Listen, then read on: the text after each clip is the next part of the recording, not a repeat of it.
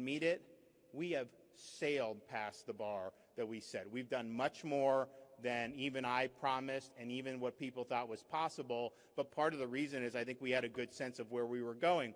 The other thing we made the decision on is, I became governor. I'm like, you know what? I'm not doing polling. I'm not going to be one of these politicians that just has the finger in the wind, that's so worried about kind of this or that. You got to do what's right.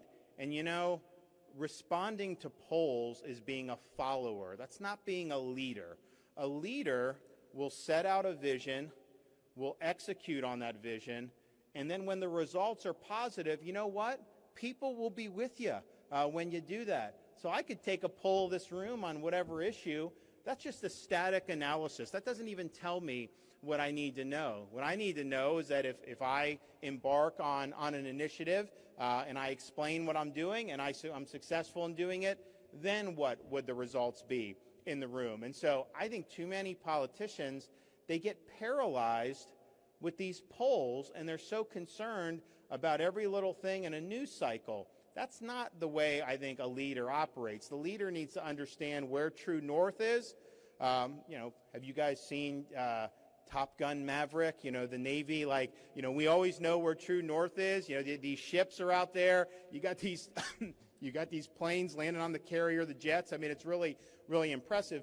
But, the seas are not always calm. There's choppy seas. There's a lot of things that happen, on the voyage. But if you have that rudder set and you know where you're going, that's ultimately the important thing, is whether you get to that ultimate destination.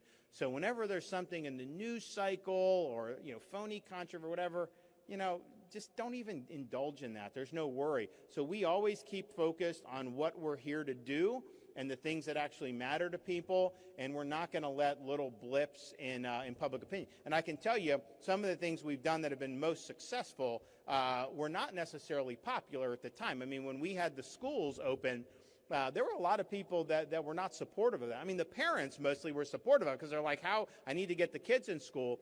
But a lot of other people weren't. The media was very critical. Other folks, Fauci and these people, were criticizing us. But we had looked at the data. Other countries had this. It was not rocket science. And the cost of not having schooling and sports for kids. We had families move from some of these other states because their kids couldn't play football or basketball or some of these sports in 2020. And I'm like, why would you take away those opportunities for these kids that are so meaningful? So we were able to do that. It was not something that was popular. We got hammered for it. But you know what? Now people look back. Nobody wants to admit that they opposed me on keeping schools open. They won't admit that. They'll say, oh, no, we were really for it. That was not true. It was not true at the time, but nevertheless. And so that's an example of just doing what's right, let the chips fall where they may. But at the end of the day, with the politics of everything, I was totally fine with whatever political consequences were going to come. If I'm taking efforts to protect education for my folks, if I'm taking efforts to protect their jobs, that's more important to me than protecting my own job. And so how it shook out was how it was going to shake out. Now, it turns out people look and they're very happy that they had a governor standing up for them. But it was not necessarily, if I was going just on polling, probably would have made a lot of different decisions along the way. And those decisions invariably would have been much worse for the state of Florida. So just understand, if you're in this realm, what we really need in our state and in our country in greater quantities, we need leadership.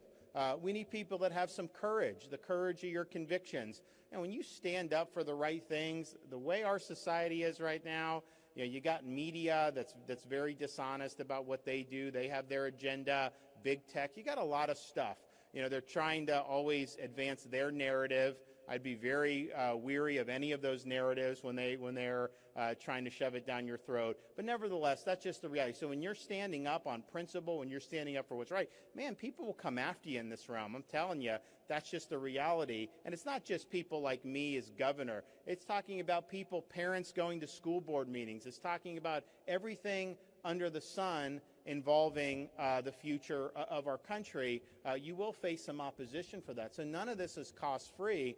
But if people aren't willing to stand up and take those arrows and pay the price to be able to do what's right, then we don't have much of a future. And so what I would tell you is, yes, understand government, learn about all this stuff, very important, but then as you go out beyond where you are now, just be willing to have the fortitude and the strength to stand up for what you believe in. And you know what? What people appreciate, if they see you standing on the wall for them, they see you take an incoming and you stand your ground and you support them, they will have your back. I mean, these folks will walk over broken glass to say thank you and to support you if you're standing up for them. And so that's what we've been able to see in the state of Florida. And I think that we need more people to understand that's really what leadership calls for right now in this day and age. And so I wish you guys luck with everything that you're doing. I have a great regard for our American Legion. You know, we're very, very happy to be what I think is the #1 state for veterans in the entire United States. And we've got some great posts throughout this state. We have a lot of great active duty military installations where so I was in the Navy. Anybody that I knew in the Navy, the minute they got stationed in Florida, they would establish Florida residency. And, you know, they move you around in the military every 2.5 years. And so you get to Mayport, you get to Pensacola, you get some of these places, you get the Florida driver's license, you register to vote, you do a homestead on your property.